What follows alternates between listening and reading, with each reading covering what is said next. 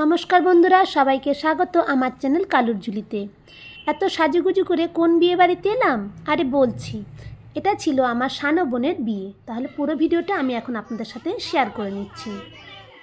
বিয়ের ঠিক আগের দিনে আমরা সবাই মিলে, অর্থাৎ ভাইজিরা, বাড়ির বৌমা এবং আমি মিলে, আর আমার বোনও ছিল, সবাই মিলে এই সুন্দর আলপনাটা আমরা দিলাম।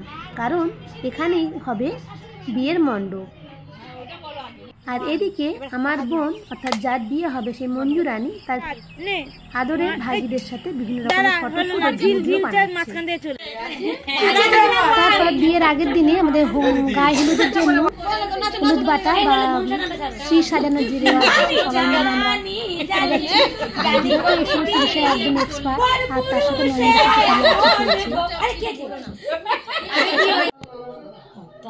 এই পাঞ্জাবিগুলো মা এবারে ঠিক করেছে যে দাদাদের দেবে। বৌদিদের তো প্রতিবারে শাড়ি দেওয়া হয়, তো যে কটা দাদা আছে দাদাদের সবাই পাঞ্জাবি এবং চোস্তা প্যান্ট দেওয়া হবে। এগুলো আমরা এনেছি। আজ হলো 25শে নভেম্বর। এটা মোটামুটি বিয়ের আগের দিন রাত্রেবেলাকার ছবি। বিয়ে বাড়ি পুরো সেজে উঠেছে। এখানে আস্তে আস্তে বিয়ে বাড়ি প্যান্ডেলের মধ্যে আমি ঢুকে দেখাবো। কোনো ঘুরতে বাজে ঠিক সকাল 5:30। তো এটা আমি মেনলি রাতের বেলা, একদম ভোরের বেলা, ভোর 4টের সময় ঘুম থেকে উঠেই আমি ভিডিওটা করেছি। এই যে সব ঝাটপাট হচ্ছে, গায়ে হলুদ। এই জায়গাটায়, সামনের জায়গাটা যে স্টল বসবে, এখানে স্টল বসবে ফুচকা পকোড়া বা ওঠেনি তার আগেই গায়ে হলুদ যে খাবারের দোকানগুলো করা হয়েছিল, স্ন্যাক্স, সেগুলো করবে। এটা হচ্ছে বর আসন। বর আসনের জন্য এরকম করা হয়েছিল। আর কার্পেট দিয়ে দেওয়া হবে নিচে। বধূ বা নববধূকে গ্রাম্য মতে মোটামুটি এরকম ভাবেই আমাদের বিয়ে হয়ে থাকে। আর এখানে বউ আসন করা হয়েছে। যেহেতু বিয়ের লগ্নটা অনেকটাই রাতে ছিল, তাই বরের বউ যাতে আলাদা বসতে পারে এবং রেস্ট নিতে পারে, বরের বান্ধবী বা বরের বউয়ের বান্ধবী, বরের বন্ধু বান্ধবরা যাতে নিজের ইয়ার্কি আড্ডা এবং তার সাথে খাওয়া দাওয়া চালাতে পারে। এটা হচ্ছে বিয়ের মণ্ডপ। এখানে বসেই পুরোহিত মশাই এটা আমাদের বিয়ের মন্ত্র পড়বে এবং ঠাকুর ঘরের সামনেই সেটা করা হয়েছে। এটা আমাদের বাবার মন্দির, প্রতিষ্ঠিত মন্দির। এই সেই আলপনা, যে আলপনাটা আমরা গতকাল রাতে দিয়েছিলাম, ভাইজিরা মিলে কিন্তু চুন দিয়ে দেওয়ার জন্য অনেকটাই উঠে গিয়েছে, আবছা হয়ে গিয়েছে। তো আলপনাটা কেমন হয়েছিল একটু সবাই বলো।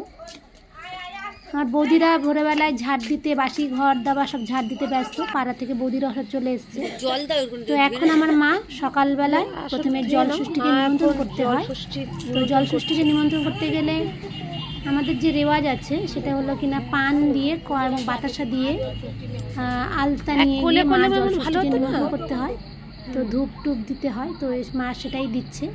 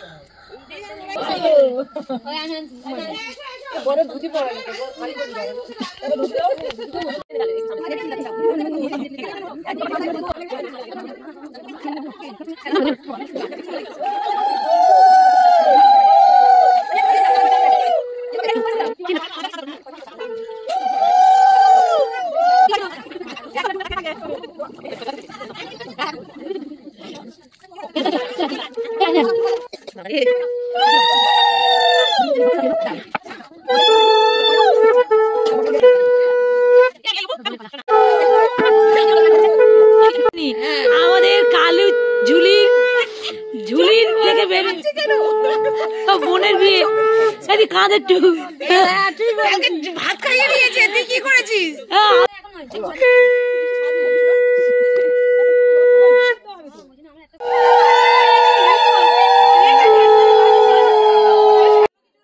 বরণডালার এই চাল চুবড়ির যে অংশটা, সেটা পাশের বাড়ির এক দাদা বৌদির বাড়িতে আমরা রাখতে যাব, সেটা নিয়ে আলোচনা হচ্ছে।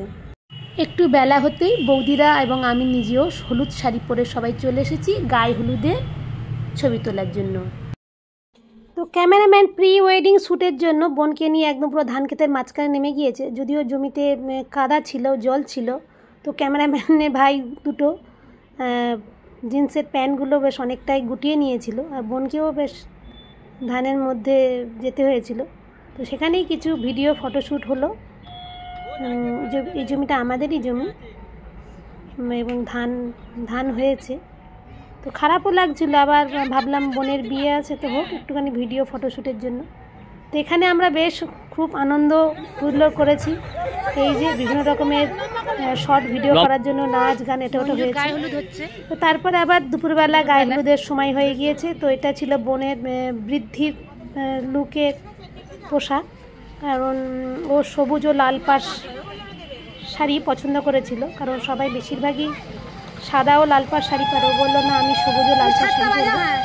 তো বৌদিরা সবাই মিলে ওকে গায়ে হলুদ দেওয়া হচ্ছে। তো গায়ে হলুদের সময় সমস্ত বৌদিরা হলুদ শাড়ি পরেছিল এবং এটা ফটোশ্যুটের জন্য বেশ ভালো লাগছিল। এই যে আমাদের বাড়ির দোতলার উপরে বারান্দাতে বৃদ্ধির কাজকর্ম চলছে। এদিকে বৃদ্ধির কাজ হয়ে যাওয়ার পরে আমাদের যেহেতু বিয়ের দিনে উপোস থাকার খুব একটা সেরকম নিয়ম নেই, কারণ আমরা চাইলেই নিজের বাড়ির বাইরে অর্থাৎ জ্ঞাতিগোষ্ঠীর বাইরে অন্য যে কোনো জনের বাড়িতে দুপুরের খাবার দাবারটা খেতে পারি। তো সেই জন্য বোনকে নিয়ে আমি এখন পাশের বাড়ির এক দাদা বৌদি আমাদের জ্ঞাতিগোষ্ঠীর বাইরে ওনার বাড়িতে খাওয়া দাওয়ার আয়োজন করা হয়েছিল। তো সেই বাড়িতে আমরা যাচ্ছি দুপুরে খাওয়া দাওয়ার জন্য। তো দেখেই বুঝতে পারছো দাদা বৌদি কিন্তু খুবই গরিব, মোটামুটি চাষবাস করেই এনাদের সংসার চলে, কিন্তু আতিথেয়তা এরা কিন্তু কোনো অংশেই কম না। পিছনে শুয়ে আছে আমার সেই প্রিয় মঙ্গলদা, যে মঙ্গলদা ছোটোবেলা থেকে আমাদের বিভিন্ন প্রশ্ন করতো যে চাঁদে কি সত্যি মানুষ গিয়েছে কি না।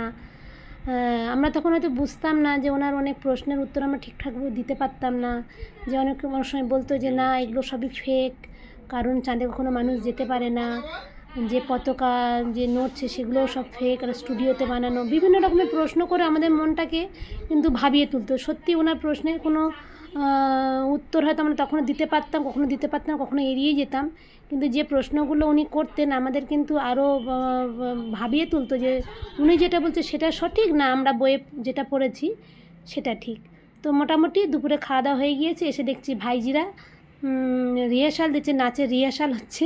একটুখানি পিসিমণির বিয়ে বলে কথা, তো সবাই মিলে একটুখানি নাচ গান তো হবেই। তো একের পর এক গান হচ্ছে, গানের সাথে সাথে এরা নাচছে। সবাই বেশ এক প্রস্তুত ঠিকই করে নিয়েছে, বাড়িতে যখন বর আসবে অর্থাৎ তাদের যখন পিসমশাই নতুন এন্ট্রান্স হবে তারা অবশ্যই নাচ দেখিয়ে পিসমশাইকে অভ্যর্থনা করবে। তো সেটাই জন্যই সবাই একটু রিহার্সাল দিচ্ছে। ছোটোবেলা থেকে দেখে আসছি, নিজের বিয়ের সময়ও দেখেছি, আবার অন্যান্য দিদিদের বিয়ের সময় দেখেছি যে বরের গায়ে হলুদের ছোঁয়া গায়ে হলুদ এবং বরের বাড়ি থেকে আসা শাড়ি পরেই কিন্তু কনেকে কলা পুকুরে স্নান করানো হয়, এবং এই স্নানটাই হচ্ছে কনের ফাইনাল স্নান। এরপরে কনে সাজতে বসে যাবে বিয়ের জন্য। আর এদিকে সন্ধ্যাবেলায় বর চলে এসেছে। বর চলে আসতে আসতেই ভাইজিরা তাদের পূর্ব পরিকল্পিত অনুষ্ঠান অনুযায়ী গান গাইতে শুরু করেছে এবং নাচতেও শুরু করেছে। তো তোমরা সবাই কমেন্টসে অবশ্যই লিখো যে ওরা কোন গানে নাচছে, দেখি তোমরা কে বলতে পারো। একদম ধুমধারাক্কা নাচ গান হচ্ছে, অনেকক্ষণ ধরে নাচ গান হচ্ছিল। তো আমার একটুখানি বলছিলাম যে সবে মাত্র বর এসছে, ক্লান্ত, অনেকটা রাস্তায় তারা গাড়িতে করে এসছে, একটুখানি বসে বিশ্রাম নিই, কিন্তু ভাইজিদের তো নাচ কিছুতেই থামতেই চাইছিল না। ফাইনালি ওদের নাচ শেষ হলো, বর এবার বাড়ির মধ্যে সবাই দেখতে পাচ্ছ বর চলে এসেছে। বর চলে আসার জন্য ভাইজিরা একটা ওয়েলকাম ডান্স করলো, খুব সুন্দর ধুমধারাক্কা নাচ হলো। এবং আমি বললাম অনেকক্ষণ ধরে দাঁড়িয়ে আছে, অনেকটা রাস্তায় এসছে, একটু তাড়াতাড়ি ভিতরে গিয়ে বসুক, একটুখানি জল খাবার সবাই খাক, কারণ বরের সাথে সাথে বরযাত্রীরাও সব আটকে ছিল। এদিকে আমার মেজো বোনও একটুখানি নাচতে ব্যস্ত, কারণ ও একটু নাচ ভালোবাসে। তো ওর সাথে সাথে ওই যে নাচছে, এদিকে মেজো বোন বরের বাসরের সামনে নাচছে, ওদিকে দেখুন বৌদিরাও সব হাত লাগিয়েছে। সাজনজি ঘর আয়া, সাজনজি ঘর আয়া। এরকম গানে নাচ হচ্ছিলো। তো যেহেতু কপিরাইটের ভয়ে আমি মিউজিকটা দিলাম না, তো মোটামুটি সবাই আনন্দ উপভোগ করছে। তো আমি এদিকে নাচ দেখতে দেখতে হঠাৎ দেখলাম যে আমি দেখি বোন কী করছে, কারণ বোন ছিল ঠিক পাশের কম্পার্টমেন্টে। তো আমি একটুখানি ওদিকটা গিয়ে যখনই উঁকি মারলাম পর্দাটিকে পাশে দেখি, ও মা, কোণেও তো দেখছি নাচছে, কোণেও দেখি না মনে নাচছে। তো যাই হোক, এখনকার দিনে বিয়েতে যত না বেশি দুঃখ কষ্ট হচ্ছে, বেশিরভাগই মনে হচ্ছে আনন্দর ফুর্তিটাই বেশি হয়। কারণ এখন সব কিছুই ছেলে মেয়ে অনেক আগে থাকতেই নিজেদেরকে পারস্পরিকভাবে জানে, শোনে, চেনে। তাই নিজেদের মধ্যে আন্ডারস্ট্যান্ডিংটা থাকাটাই হচ্ছে মেন কথা। তাই বিয়েটাতে অবশ্যই প্রত্যেকে আনন্দ করুক, এটা আমরা চাইবো। তো যাই হোক, ও একটুখানি ওর বান্ধবী আছে, ওর স্কুলের কলিগ আছে, সেই কলিগদের সামনে ও একটু নাচানাচি করলো। যাই হোক, ভালোই লাগছিল, বেশ ভালোই মুহূর্তে কাটালাম। নাচ তো আর যেন কিছুতেই থামছে না, নাচ হয়েই যাচ্ছে, তখনও নাচ নেচে যাচ্ছে। এদিকে বরকে যে বরণ করতে হবে সেটা কারোরই মাথায় আসছে না, কারণ বর এসে বসে আছে, একটু মিষ্টিমুখ জল তো খাওয়াতে হবে। তো সেই জন্য আমি বললাম এখন নাচ একটু বন্ধ রাখো। তারপর মা এসে নতুন জামাইকে একটু বরণ করে নিল, যে বরণ করছে, আমাদের বরণের এইরকমই রেওয়াজ।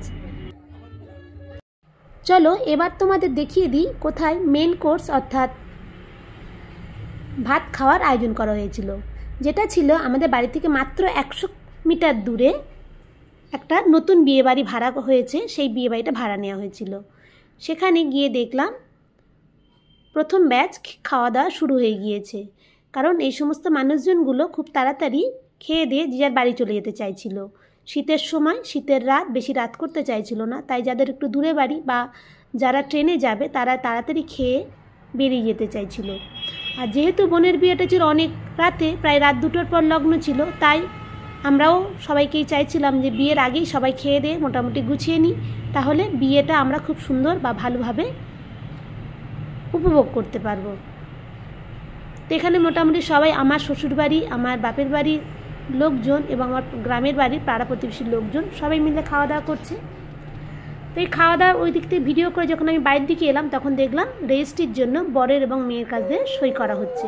তারপরে ছেলের আশীর্বাদী হলো, মেয়েরও আশীর্বাদী হয়ে গেল। আর মেয়ের আশীর্বাদী ছেলের আশীর্বাদী হয়ে যাওয়ার পর আমি আবার চলে গেলাম খাওয়া দাওয়ার ওখানে। ওখানে গিয়ে দেখলাম সবে মাত্র একটা নতুন ব্যাচ বসেছে, যাদের পাতে ভাত, ডাল ও আলু ভাজা পড়েছে, তারা সেটা খাচ্ছে। আমি তাদেরকে সবার সাথে কথা বললাম, কথা বলতে বলতে এগিয়ে যাচ্ছিলাম। এগিয়ে যেতে গিয়ে দেখলাম আমার বোনজি এবং ভাইজি দুজনে একসাথে পাশাপাশি বসে খাচ্ছে। আর এই পুরো বিষয়টা খাওয়া দাওয়ার দায়িত্বে, দেখাশোনার দায়িত্বে ছিল আমার বরমশাই আর আমার বড়দা। আর পরিবেশন করছে আমাদেরই পাড়ার দাদার ছেলেরা বা দিদির ছেলেরা, পুরোটাই পাড়ার ছেলেদের উপর দায়িত্ব দেওয়া হয়েছিল যে খাবার দাবার যেন সবাই সুষ্ঠুভাবে সবাইকে পরিবেশন করার, কারণ আমরা আলাদা করে আর কোনো ক্যাটারিংয়ের ছেলেদের ডাকিনি। এদিকে খাচ্ছে আমার বড় বৌদি আর সেজে বৌদি বসে বসে খাচ্ছে, আর তাদের সামনে আছে তিথি আর বাড়ির বৌমা। এ পাশে আছে বোনের বান্ধবী এবং তাদের হাজবেন্ড। আর যার বিয়ে হয়নি সে এই যে রাখি রানী, এই যে কথা বলছে, গানের মাথায় লাল ফুল, আর মেজে বৌদি, ছোটো বৌদি। আর সেই ফাঁকে আমরাও খাওয়া দাওয়া করে নিলাম, কারণ তখন প্রায় রাত 12টা প্রায় বেজে গিয়েছে, আর বিয়ে হতে তখনও প্রায় 2টো বাকি। যাই হোক, আমরা খেয়ে দিয়ে চলে এলাম। এবারে সেই বিশেষ মুহূর্ত যখন কনেকে নিয়ে আসা হচ্ছে বরের চারপাশে ঘোরানো হয় বলে।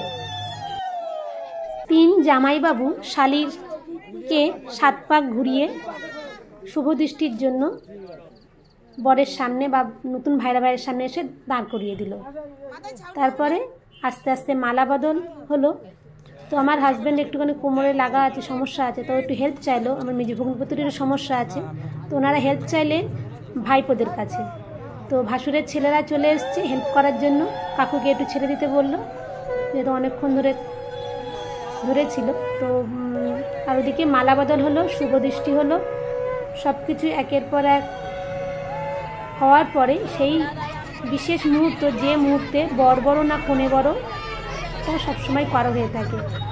তো আমাদের বাড়ির লোকজন তো কনেকে বড় করতে চাইছে, কিন্তু বরের বাড়ির লোকজনও কিছুতেই হার মানবে না। তো যাই হোক, বরই বড় থাকলো, কনেকেই ছোট থাকতে হলো। করে আমরা কোনো রকমে এখান থেকে চলে গেলাম বিয়ের মণ্ডপে। যথারীতি যথাসময় বিয়ের মন্ত্র পড়তে শুরু করলেন পুরোহিত মশাই। যেহেতু বোনের বিয়েটা ছিল অনেক রাতে, প্রায় রাত 2টো নাগাদ, তাই আমাদের মোটামুটি সবারই খাওয়া দাওয়া কমপ্লিট। শুধু বর কনে এবং ভগ্নিপতি বাদ দিয়ে, আর 1-2জন বাদ দিয়ে সবাই মোটামুটি আমাদের খাওয়া দাওয়া হয়ে গিয়েছে। এবং সব কিছু মানুষ তো ঘুমিয়েও পড়েছে, কিন্তু যেহেতু লগ্ন ছিল অনেক রাতে, তাই আমরাই কয়েকজন বেশ জেগেছিলাম এবং অল্প কয়েকজন মিলেই বরের আসনের বা বিয়ের আসরটা উপভোগ করছিলাম। আমাদের বাড়ির 3 জামাই, এই বড় জামাই অর্থাৎ আমার বর, মেজো জামাই অর্থাৎ মেজো বোনের বর এবং সেজো জামাই এই যে বসে আছে, 4 নম্বর জামাইকে ঠিকঠাকভাবে যাতে বিয়েটা করে বা বিয়েটা হয়, যদি নির্বিঘ্নে যাতে হয়, শালির বিয়ে যাতে উদ্ধার হয়ে যায়, সেই ব্যবস্থাটা করার জন্য বসে আছে। বর যাতে পালিয়ে না যায়, দায়িত্ব পড়েছে যে বরটাকে ঠিকঠাক করে বুঝিয়ে শালিটাকে উদ্ধার করতে হবে এবং শ্বশুরমশাইকে কন্যাদায়ের হাত থেকে বাঁচাতে হবে। তাই সেই হিসাবে তারা দায়িত্ব পালন করেছে। তো আর এই যেমন মেজো বৌদি বসে বসে সব ইয়ার্কি গল্প আড্ডা হচ্ছে, আর সবারই ঘুমও পেয়ে যাচ্ছিল, কারণ অনেকটাই তো রাতে বিয়ে, ইয়ার্কিও চলছিল। পাড়ার কিছু বৌদিরাও বসে আছে যে বিয়ে দেখার জন্য। অনেক রাত হয়ে গিয়েছে আর বড় কনের হস্তবন্ধনের পালা চলছে। এই সময় একের পর এক বৈদিক মন্ত্র পুরোহিত মশাই বলে যাচ্ছে, আর বর কনে একে অন্যের দিকে তাকিয়ে আছে, বিভিন্ন রকম ফটোশ্যুট হচ্ছে, আমরাও কথা বলে যাচ্ছি। বাবা বিয়ের মন্ত্র একের পর এক পাঠ করে যাচ্ছে।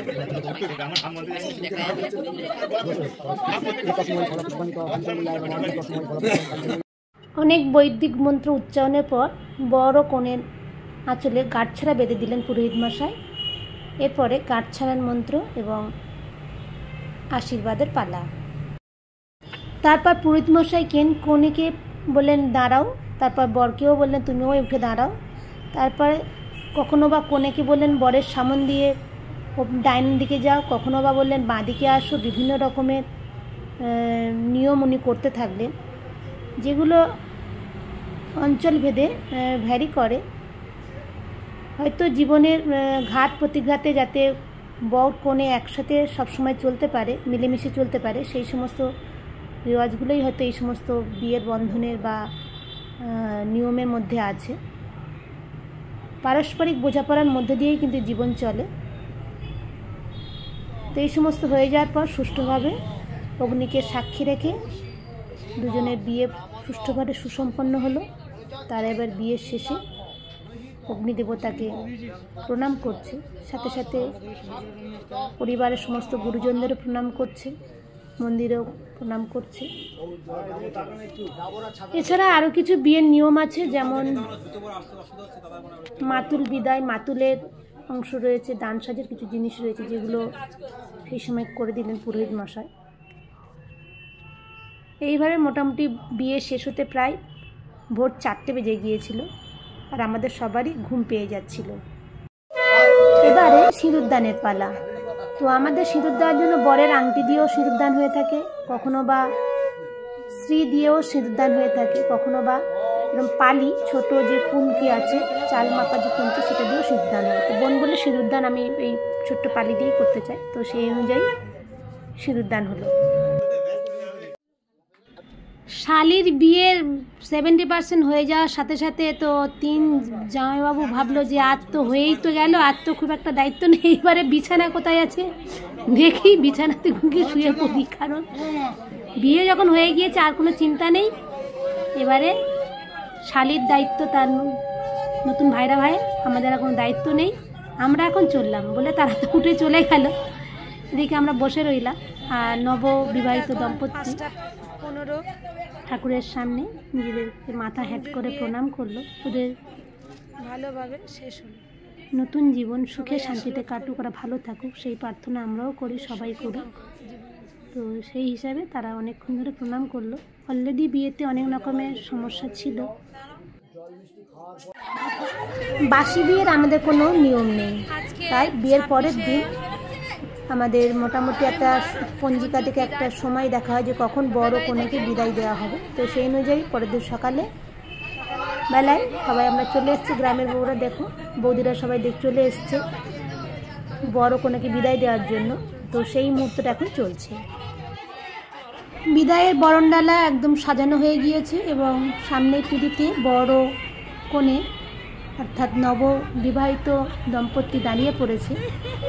আর আমার মেজে বৌদি খুব তাড়াতাড়ি বড় কনেকে বিদায়ের বরণটা করে নিচ্ছে। শুরুটা বেশ ভালোই হাসি মজাতে চলছিল, তারপর হঠাৎ দেখলাম কনের চোখ ছলছল করছে, চোখের কোণে জল এসে গিয়েছে, যেটা দেখে আমাদের সবারই একটুখানি খারাপ লাগছিল। আর এটা হয়তো সমস্ত মেয়েদের জীবনের একটা অংশ, যখন তাকে তার প্রিয় বাবার বাড়ি বা যে বাড়ি যে ঘর বিছানায় সে থাকতো সেগুলো সব কিছু ছেড়েই চলে যেতে হবে। তো এটা দেখে তো খুবই খারাপ লাগছিল।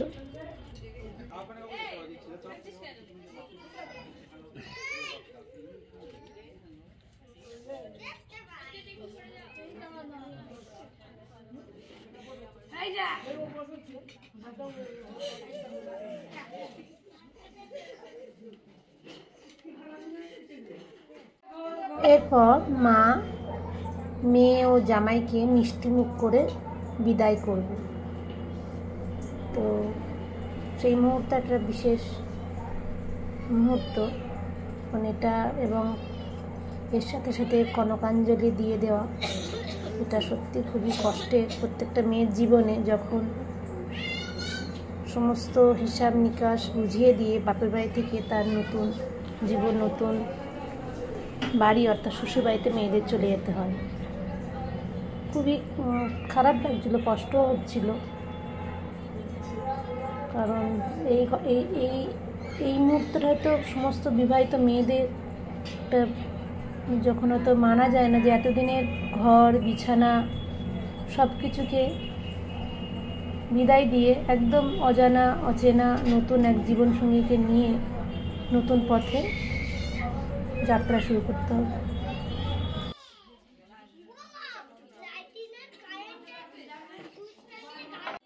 এরপর বোন ও ভগ্নিপতি বাবাকে প্রণাম করলেন।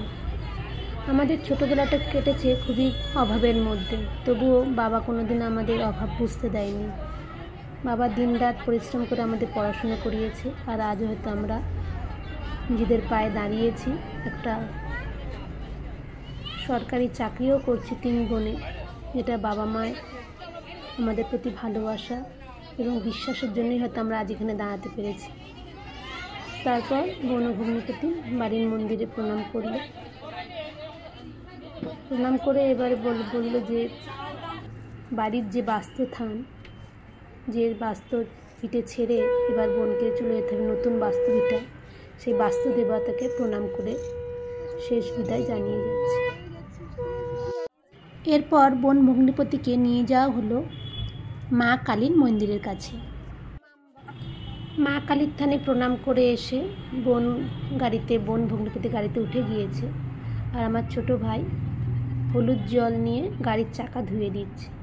আসলে আগেকার দিনে যখন বেয়ারারা পালকি নিয়ে আসতো তাদের পা ধুয়ে দেওয়ার রেওয়াজ ছিল, তো এখন তো আর পালকিও নেই বেয়ারাও নেই, তাই গাড়ির চাকা এই হলুদ জল দিয়ে ধুয়ে দেওয়া হচ্ছে, যাতে যাওয়ার পথে কোনো বাধা বিঘ্ন না পড়ে। বোনের বিয়ের এই পুরো ভিডিওটা আপনাদের কেমন লাগলো তা অবশ্যই কমেন্টসে জানান, আর এমন নিয়ম আপনাদের কার কার আছে তারাও অবশ্যই লিখতে ভুলবেন না। ভিডিওটি ভালো লাগলে একটি লাইক করবেন এবং ওদের যাতে ভালো থাকে আশীর্বাদ করবেন। ভিডিওটি দেখার জন্য সবাইকে অসংখ্য ধন্যবাদ। সবাই ভালো থাকবেন।